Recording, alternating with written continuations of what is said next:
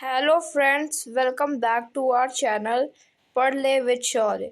आज की इस वीडियो में हम लोग पढ़ेंगे क्लास 8 ज्योग्राफी चैप्टर 1 रिसोर्सेज। तो आज की इस वीडियो में हम लोग को कवर करना है ज्योग्राफी का फर्स्ट चैप्टर जो कि है रिसोर्सेज। तो चलिए शुरू करते हैं। Mona and Raju were helping Amma to clean their house. Mona और राजू अपनी अम्मा की मदद कर रहे थे अपने घर को साफ करने में। Look at all these things, clothes, utensils, food grains, combs, this bottle of honey, books, each of these has a use, said Mona. Mona कहती है, इन सारी चीज़ों को देखो, कपड़े, बर्तन, अनाज, कंघियाँ, हनी की शहद की बोतल, इन सब चीज़ों का कुछ ना कुछ इस्तेमाल है, ऐसा मोना कहती है। That is why they are important, ऐसा इसलिए क्योंकि ये सब सामान इम्पॉर्टेंट है। सेड अम्मा कहती हैं। दीज आर रिसोर्सेज, ये सब रिसोर्सेज हैं। What is a resource was Raju's question to Amma. Raju पूछता है अम्मा से कि रिसोर्स क्या है। Anything can be used to satisfy a need is a resource। कोई भी चीज़ जो कि यूज़ करी जाती है अपनी नीड को सेटिस्फाई करने के लिए, वो रिसोर्स कहलाती है। रिप्लाइड अम्मा ने रिप्लाई करा। Look around you and observe, you will be able to identify many types of resources. Look around, चारों तरफ देखो और ऑब्जर्व करो कि क्या आप अपने चारों तरफ कई सारे रिसोर्सेज को आइडेंटिफाई कर सकते हैं। The water you drink when you are thirsty, the electricity you use in your house, the rickshaw you use to get home from school, the textbook you use to study are all resources। यानी कि जो पानी जब हम लोग पीते, जब हम लोग प्यासे होते हैं, इलेक्ट्रिसिटी जो कि हम लोग अपने घर में यूज़ करते हैं, रिक्शा जिससे हम लोग अपने स्कूल से घर आते हैं, वो टेक्स्ट बुक जिसको हम लोग पढ़ते हैं, ये सब रिसोर्स है। Your father has prepared a tasty snack for you, the fresh vegetable he has used are also a resource.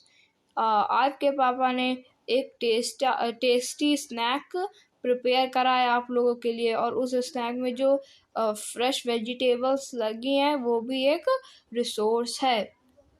Water, electricity, rickshaw, vegetable and text book have something in common. यानी कि water, पानी, बिजली, rickshaw, सब्जियां और किताबों में कुछ something is common, कुछ कॉमन है। They have all been used by you so that they have utility. इनमें ये कॉमन बात है कि ये सारी चीज़ें ह्यूमन बीइंग्स के द्वारा यूज़ करी जाती हैं, इसलिए इनके पास यूटिलिटी है। यूटिलिटी और usability is what makes an object और सब्सटेंस अ रिसोर्स।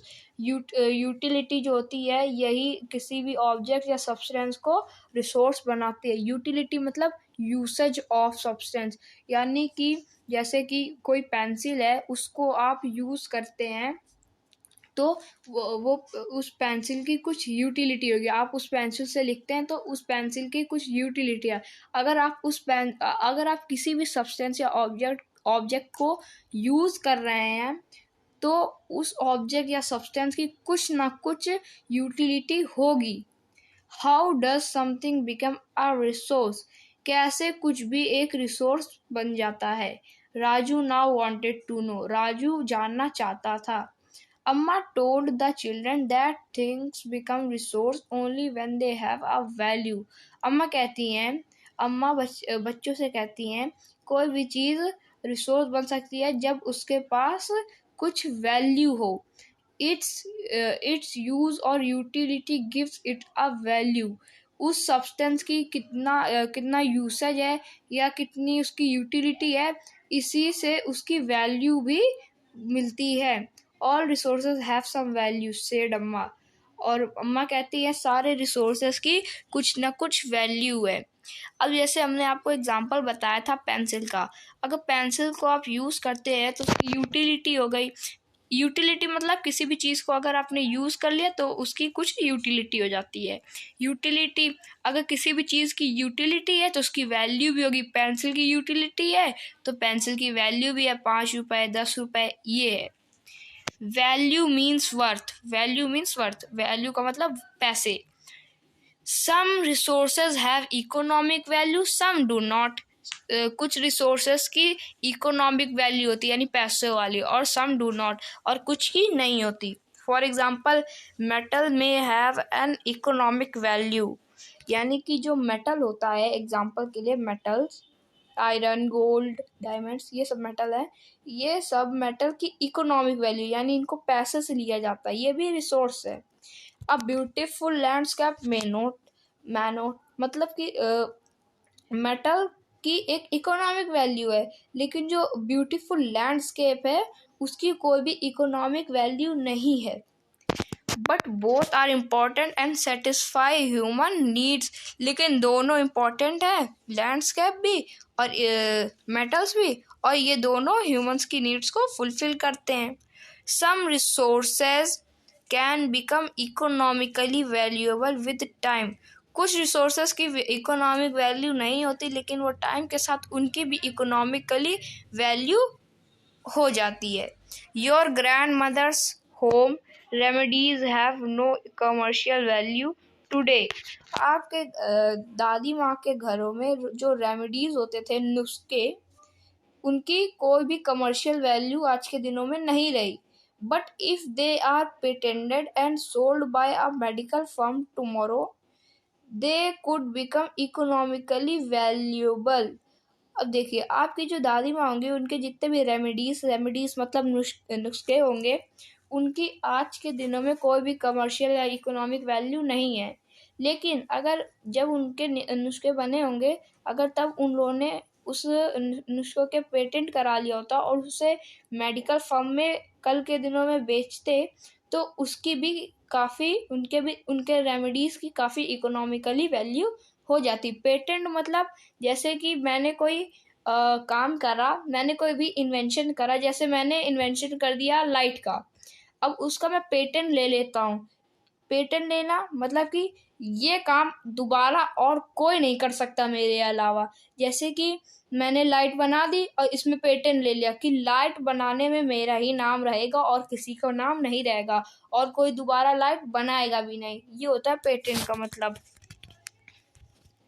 तो time and technology are two important factors that can change substance into resource.